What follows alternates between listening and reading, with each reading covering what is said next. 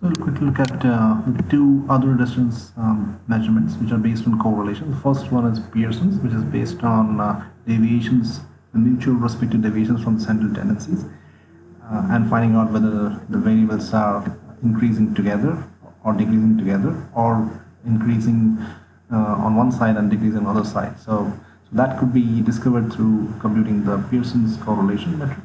And the second one is Spearman, which is transforming the same problem into the relative ranks of variables in comparison. So we'll quickly do that using a custom function. So there's a function called Pearson's similarity, which I've defined, which basically calculates the difference from the central tendency. So if you have variables x and y, I would compute x minus mean x and y minus mean y, and then I would do a product of the respective differences from respective central tendencies, and then I would do summation to cover all the observations.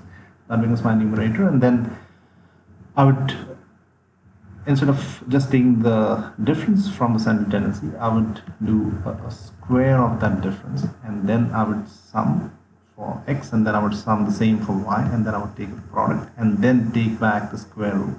So that becomes my denominator, and that's how I compute the Pearson similarity metric as a ratio of numerator and denominator, and I would get the value as 0.07. So there's a weak, extremely weak positive correlation, and this is because I've taken two normal random variables, so we don't expect those to vary,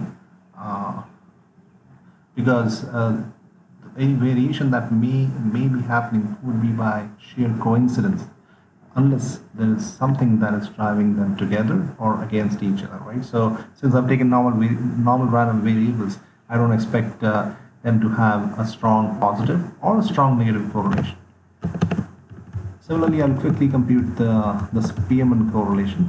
So first I would, so even for a continuous variable, I could do a Spearman rank correlation by converting the continuous values into categorical values.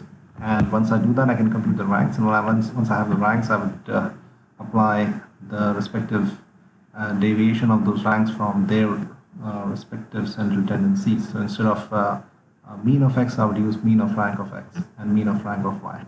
And so my Spearman similarity will be computed by first computing the ranks. So I would do the ranks first.